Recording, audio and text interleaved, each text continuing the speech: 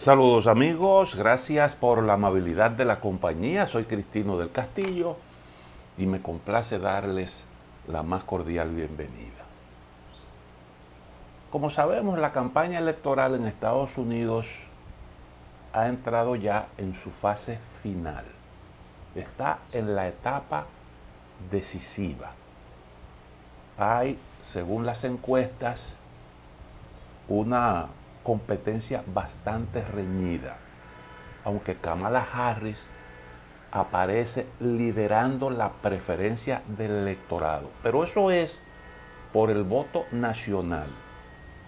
Porque por el voto electoral, que es lo fundamental, lo que decide las elecciones, porque en Estados Unidos no necesariamente gana el que más votos obtenga, sino el que tenga el mayor número de delegados. Usted no hace nada con incrementar su simpatía allí en donde ya tiene la mayoría de los delegados, porque eso no le va a ayudar a ganar. En los estados decisivos, aquellos en donde todavía no se sabe quién es el preferido, entonces ahí en ese escenario la competencia es bastante reñida. Puede ocurrir cualquier cosa. Eso es lo que estamos viendo. Estados Unidos pudiera decirse que celebra las elecciones mundiales, porque Estados Unidos tiene un peso enorme en el mundo.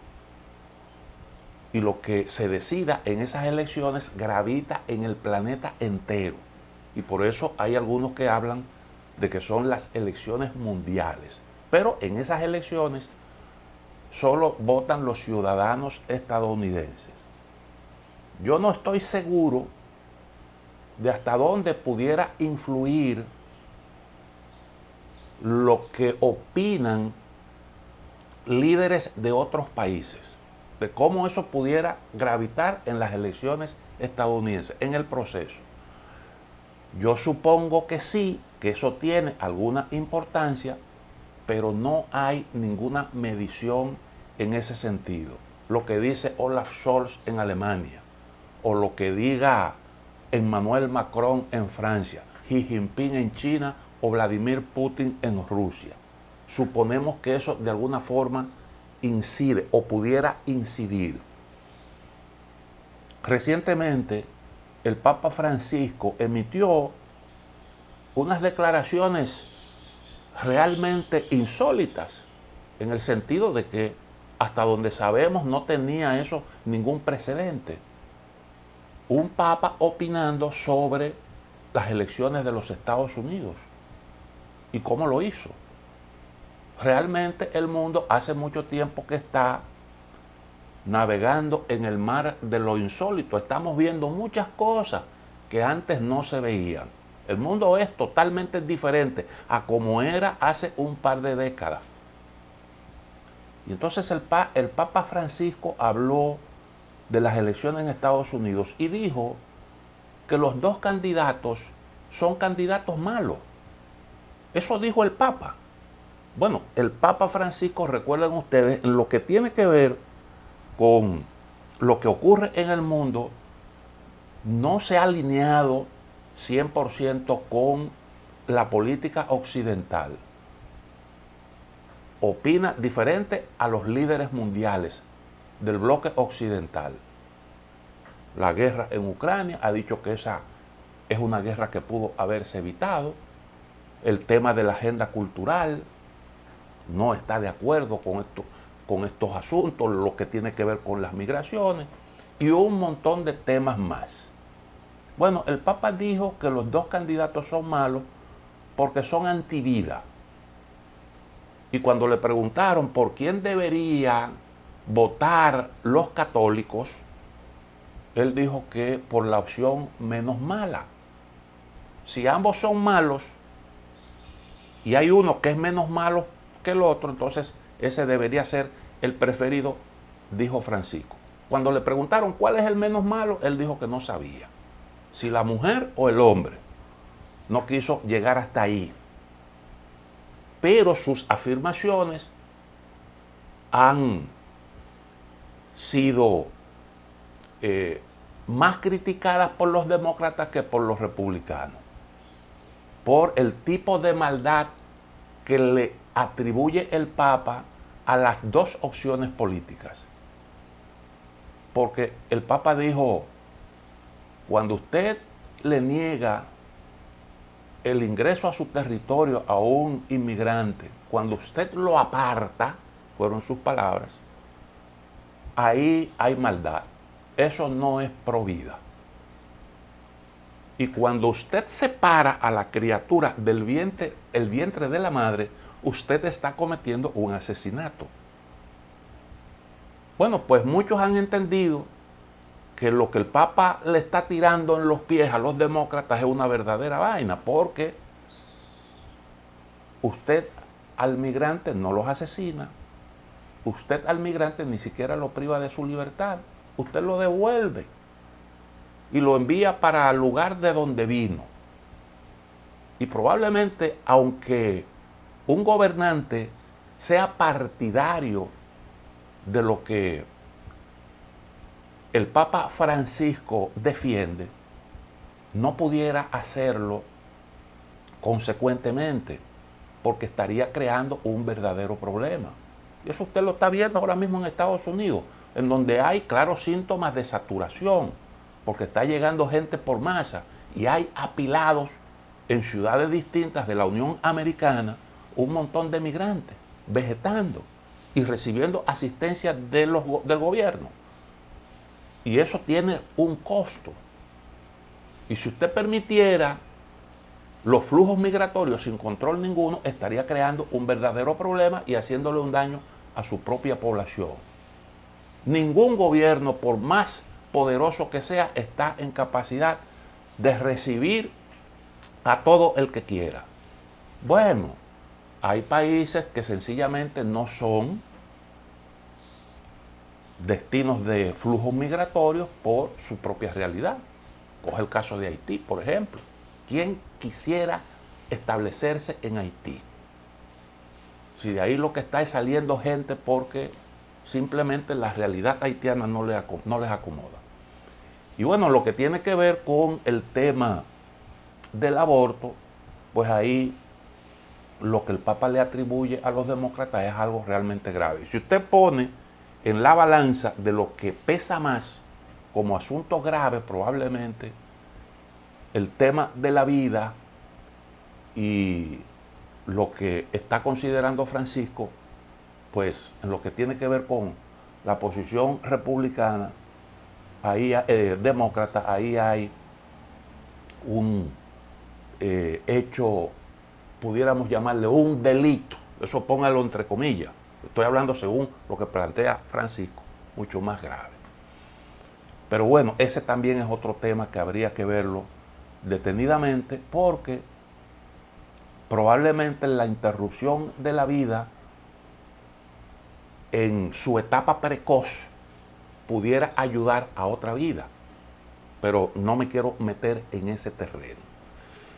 El asunto es que esa es una opinión que tiene el Papa. Y yo me pregunto, bueno, pero realmente esos son los dos temas más importantes a debatir en una campaña electoral como la estadounidense.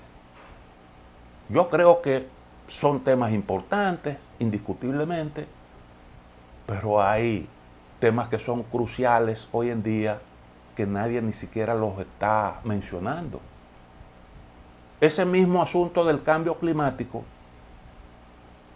en lo que está en juego el destino de la humanidad, que pudiera incluso afectar la misma continuidad del género humano en este planeta, es un asunto que se está tratando de forma superficial cuando se menciona. Porque, por ejemplo, en el debate, lo que hubo fue y en la exposición que hizo hace poco Kamala Harris, sobre Trump sabemos cómo él piensa con respecto a eso.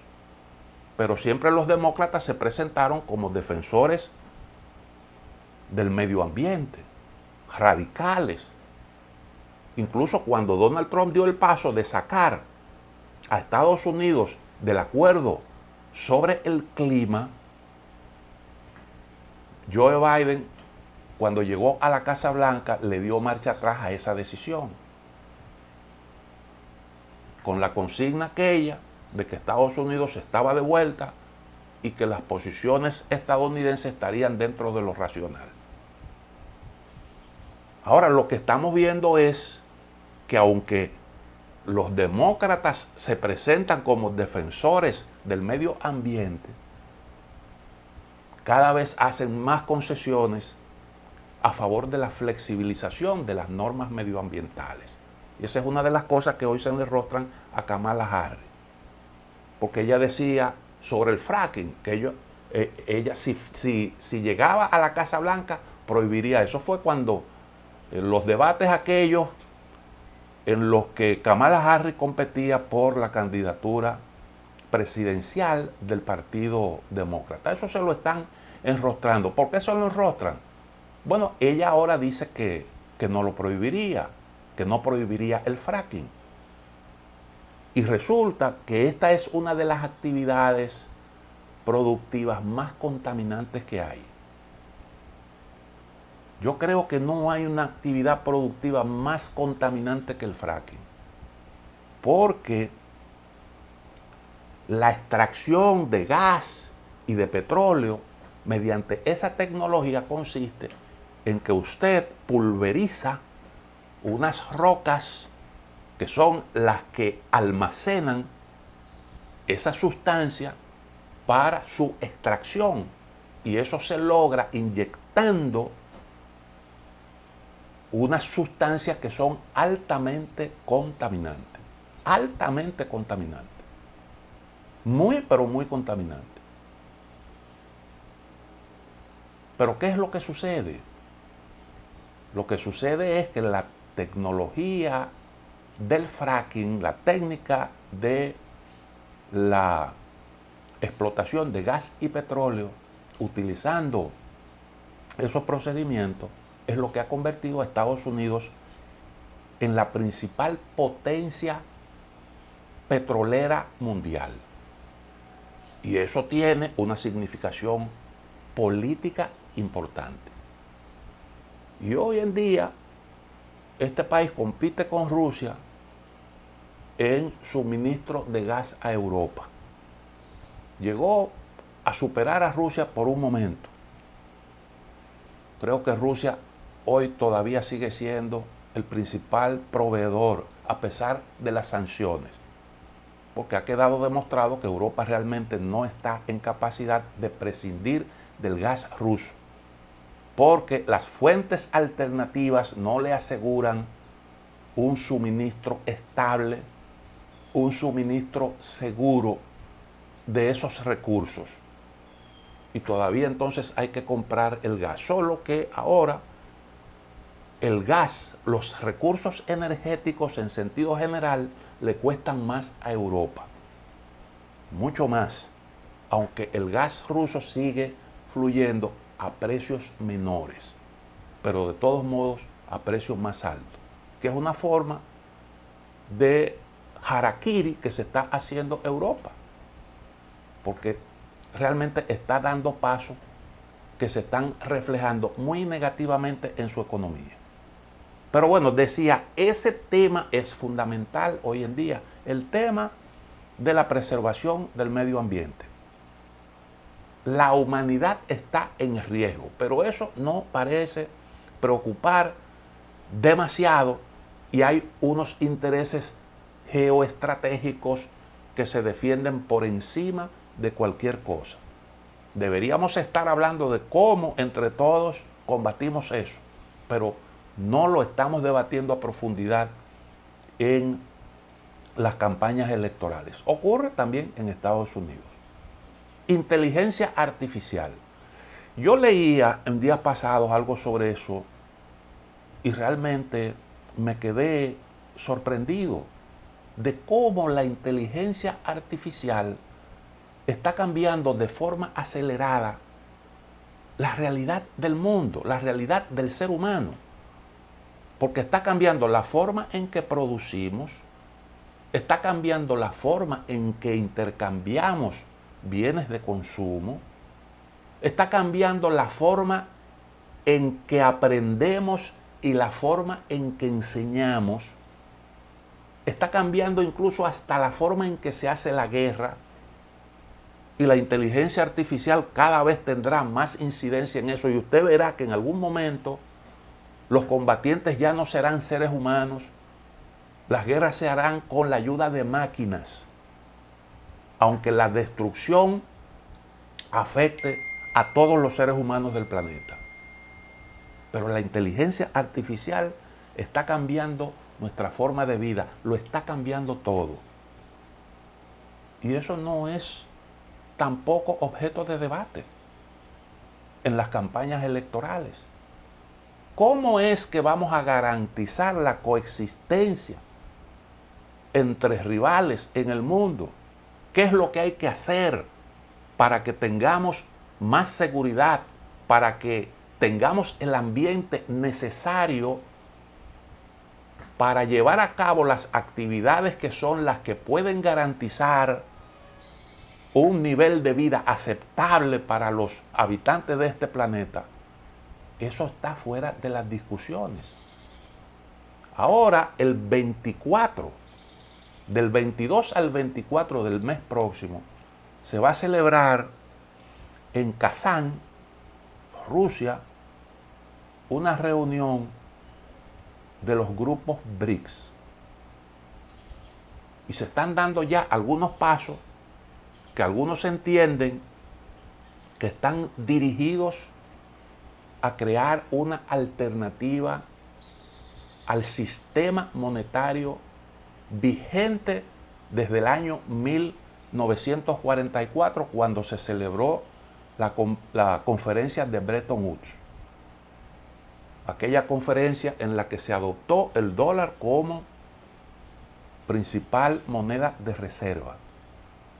El dólar se ató al oro, se creó el denominado patrón oro, se le fijó un precio a la onza de oro de $35 y las demás monedas entonces se vinculaban al dólar.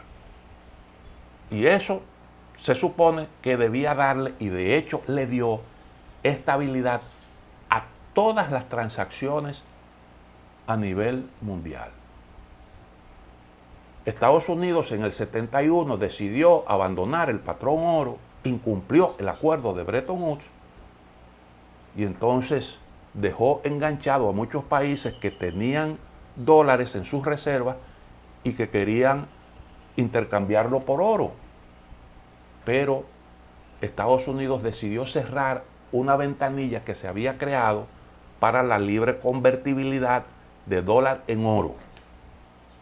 Y entonces eso le permitió a Estados Unidos de manera agresiva utilizar el dólar como una ventaja a su favor para financiar su déficit, para financiar sus importaciones, para tener bases militares en todo el mundo.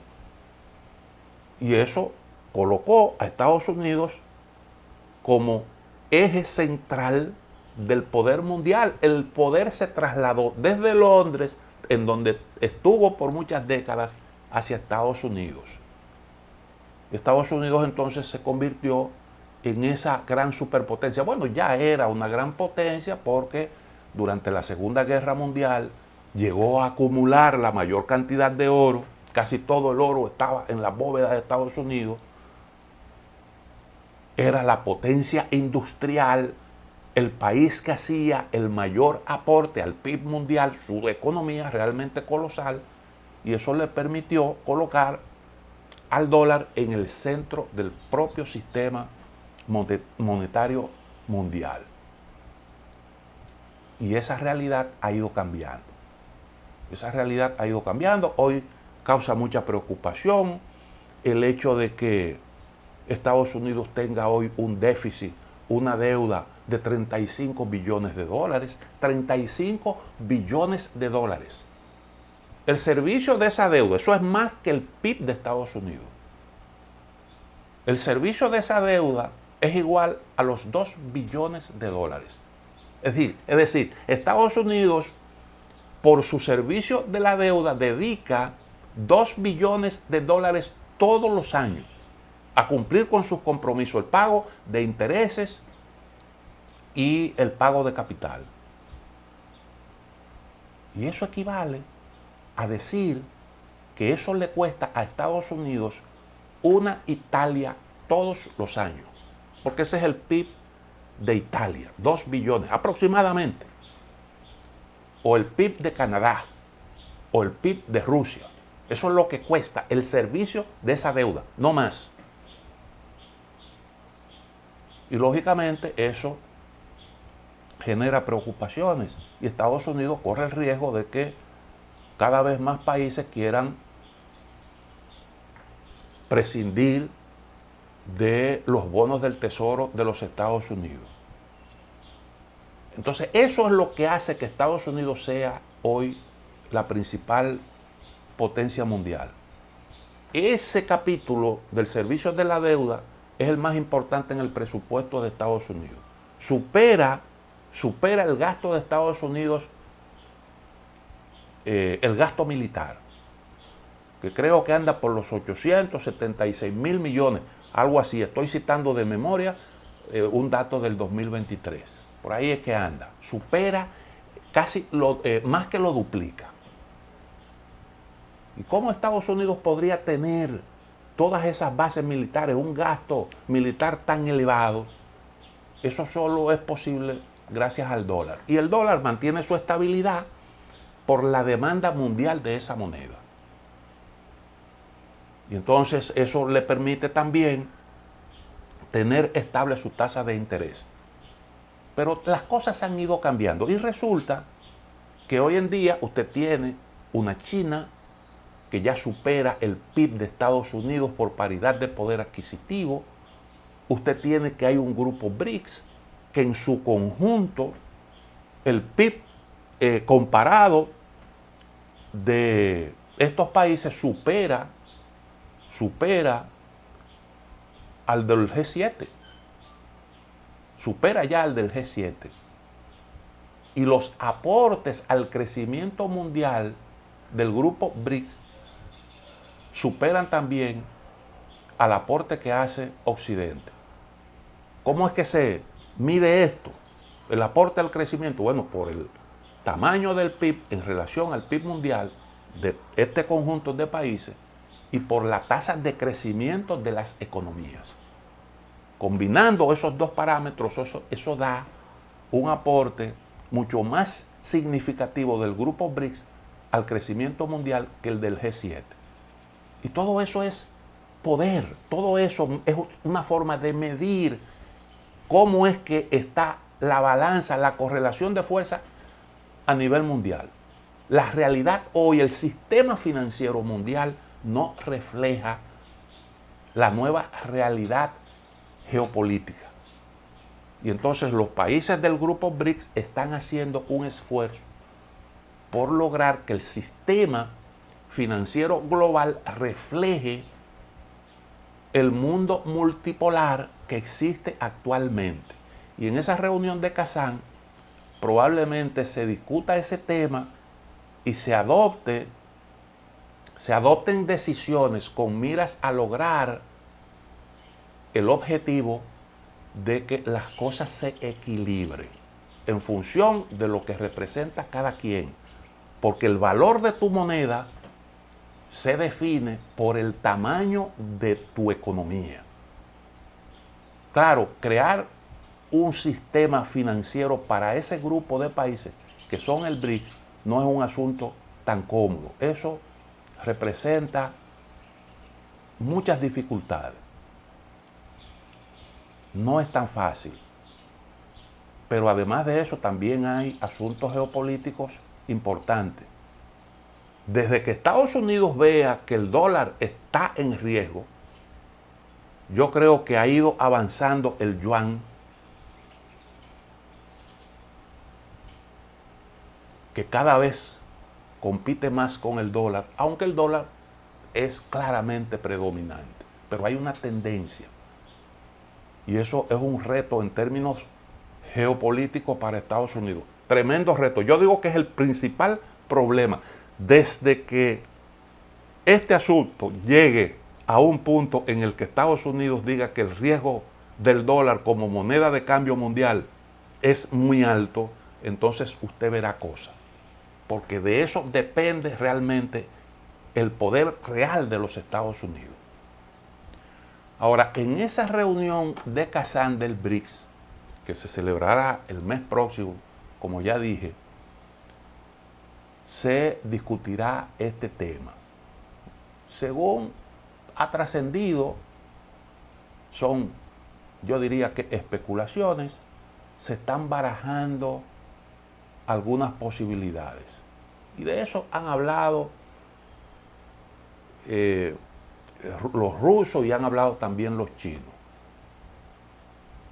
Y claramente que hay una intención de posicionar mejor, de buscar un equilibrio en lo que tiene que ver con el sistema financiero mundial.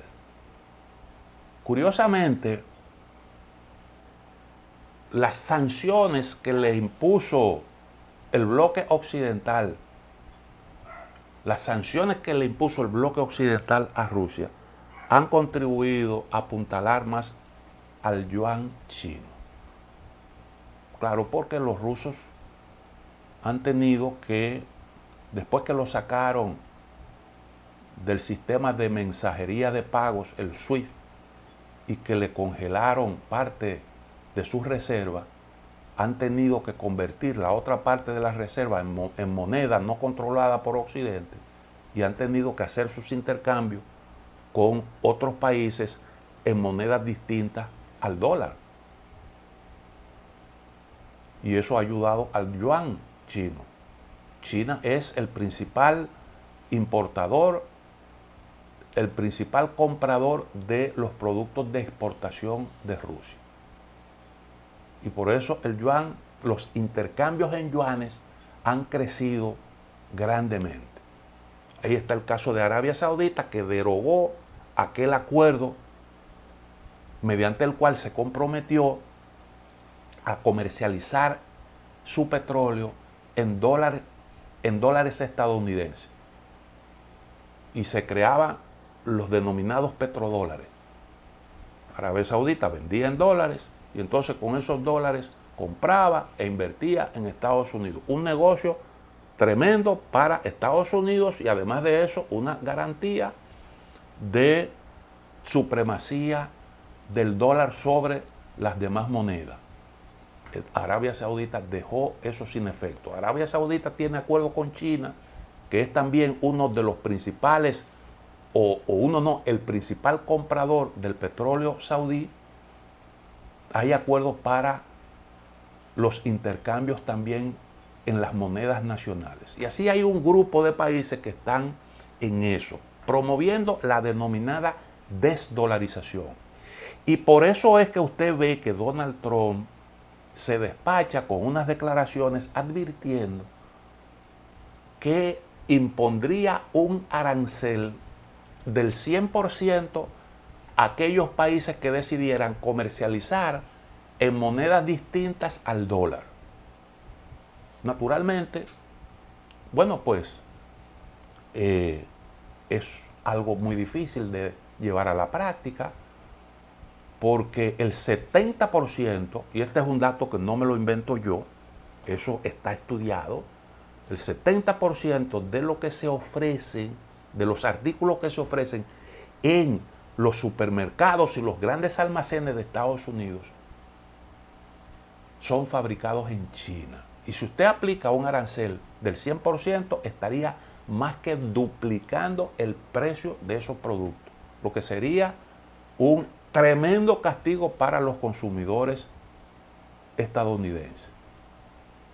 Eso sería imposible, pero de alguna forma refleja la preocupación de sectores importantes de la sociedad estadounidense por la posible pérdida de la hegemonía estadounidense debido al proceso de desdolarización. Y eso se va a discutir ahora en esa reunión.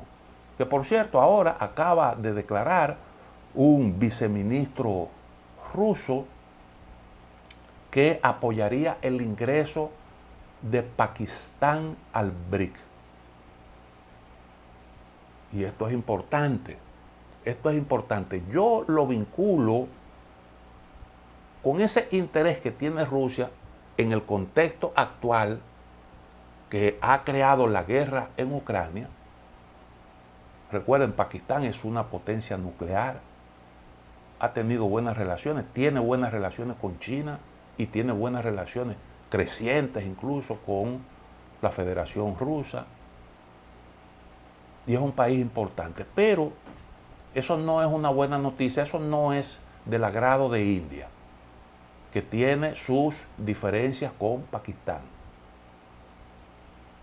Recientemente Vladimir Putin dio unas declaraciones que yo digo que son totalmente inusuales, porque él dijo que a India, y creo que mencionó también a Brasil, se le había ido la mano presionando para un alto al fuego en Ucrania. Eso no le gustó a Putin. Y resulta que India es importante para Rusia porque es uno de los principales compradores de las materias primas de Rusia, India. Y estamos hablando de asuntos importantes para la Federación Rusa. Pero también India necesita a Rusia. Y cuando Rusia hace este anuncio, pudiera entenderse que es una respuesta a eso que Putin denunció como un exceso por parte del primer ministro Modi.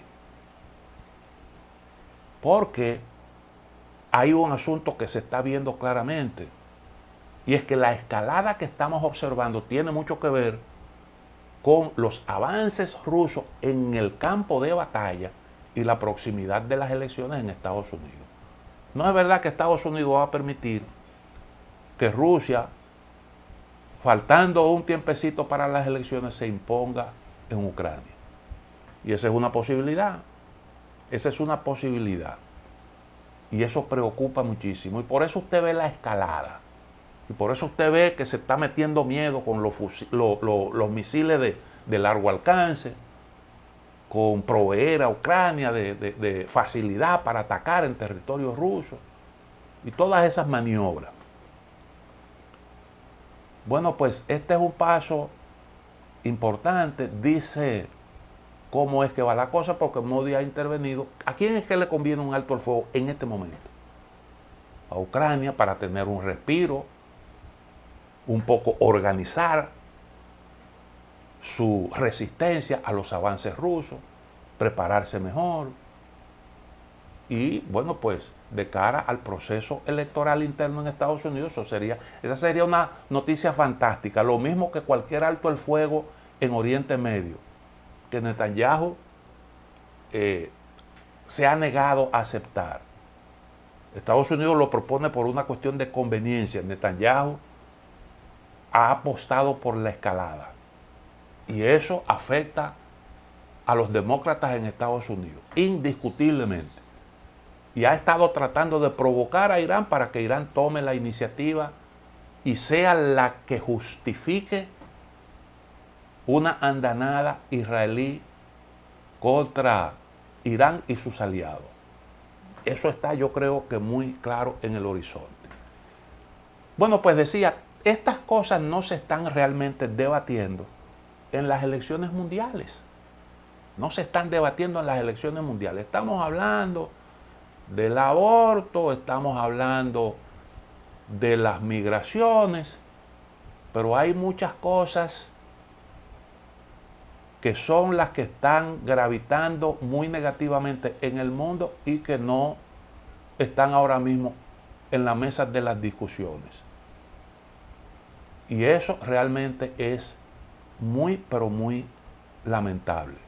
Ese tema del sistema financiero global es susceptible de crear una gran catástrofe mundial, porque ahí es en donde está realmente el gran meollo del asunto. Ese es el tema más grueso, el tema más importante. Y bueno, Donald Trump lo menciona de soslayo, como acusando a la administración Biden de no ser lo suficientemente sus políticas consistentes con la necesidad de afrontar directamente el reto que representa eso para Estados Unidos.